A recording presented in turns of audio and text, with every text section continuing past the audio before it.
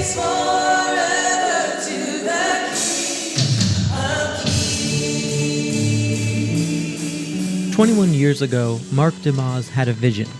He wanted to open a bustling and diverse church in a poor part of Little Rock. Well, good morning, everyone. Thank you for being with us live here in person and online. Today, he leads Mosaic Church, a Christian community of some 500 congregants. Hey, did you enjoy church this morning? How was that? Enjoyed it. Hey, y'all. He did it in part by buying up a former Kmart and slowly converting it into a church. Hey, Miss Bertha, how are you? But he wouldn't have made it if he hadn't also done something unique. Opened up a for-profit coffee shop in the lobby and taken on tenants next door. So far, a fitness center, with plans to add a grocery store next year. Now, DeMaz is trying to sell faith leaders on his economic vision, that to survive in today's world, all churches need to be structured more like businesses. Traditionally, churches are run in a funding way through tithes and offerings. The people attend your church, they put money into the offering plate, it pays the bills, it pays the salary of the pastor, it pays the mortgage payment. There is a business model to the church.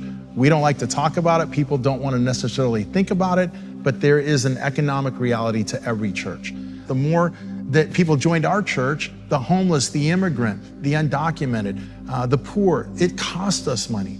And we realized if we're going to have effective ministry, we're going to have to develop multiple streams of income. So if you want to open a church in a place like this, you have to find another way to make some money. That's not just an urban reality anymore.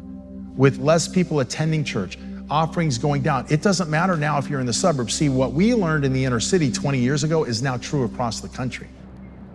The challenge is real. The number of adults who say they attend church weekly has declined steadily over the past several years.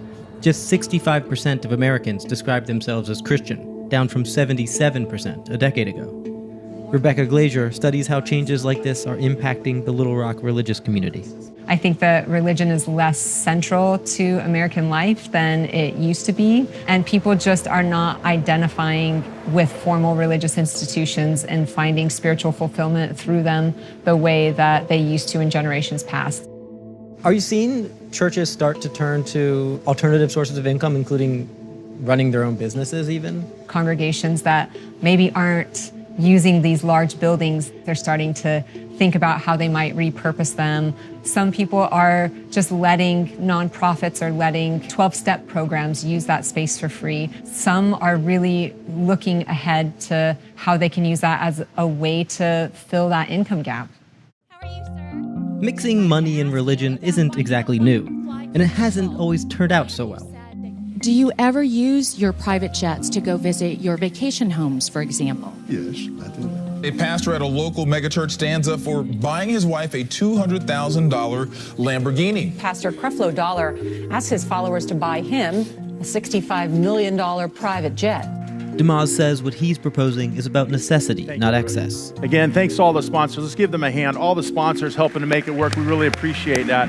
But the venture itself is for sale.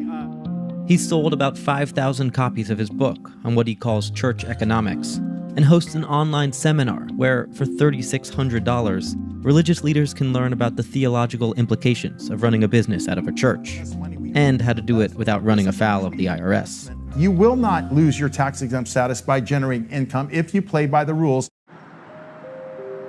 One of the people he's recently been working with is Pastor Stephen Smith, who leads one of Little Rock's largest Southern Baptist congregations. They already have an extra building they use for charitable works. So this is on the days that we have it. So this Oh, is wow. These are, just given by donations. Now they're debating the wisdom of using the rest of the space as a for-profit events venue. So we are using this right now as a rented space. People can use it, but we haven't quite thrown the doors open. Yeah, you're in the trial period. Yeah, exactly. Because, I mean, you guys seem to be doing okay, right? Yeah. I mean, looking at that big church on the hill, I mean, the money seems all right now. Yes, giving strong. People have been very generous. Historically, the church has been very generous. As for millennials, it's a huge issue. Like, there's not the passion to support the old systems. The idea of some large monolith having everything is gone, including the church. And so for this to be sustained means one of two things has to happen. The value of giving extremely generously has to be passed on to the next generation. And If that giving base is not there to sustain these ministries, we've got to find other ways to do that. Are there any concerns if a church starts getting mixed up in business matters? Are there things that worry you about that? Yeah, absolutely. So if someone were to use the space, they sign a contract with the church. Well, that's really helpful because as evangelical Christian church, we have very clear moral standards, guidelines that will prohibit a lot of things that people would want to use an event space for. Is that really a good moral cause for churches to open the door to becoming businesses, to monetizing side projects? I understand that perception. I think I'd have to sit down with someone and walk them through what we're doing and showing that any money that we were to make by renting the space goes back in to serve the space. I think money can corrode things perhaps if they're not internal financial checks and balances, which we believe we have. But I think the real issue is it corrodes the heart who thinks that money is the end and not the means to an end. It's a little uncomfortable, this idea of a house of worship also being a business. Isn't that a little problematic on a spiritual level to be mixing these things?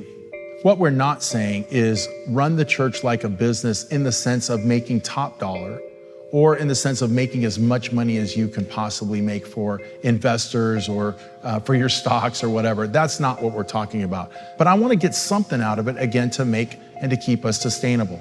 It just feels like a little bit of a gray area, a little bit of a slippery slope even, this idea that you're saying, okay, let's open the door to business. Well, you could find yourself in a situation where there are pastors who are running churches and businesses and enriching themselves tremendously, right? These all seem like potential consequences of opening this door. Can that happen? Yes, it can. It's already happening.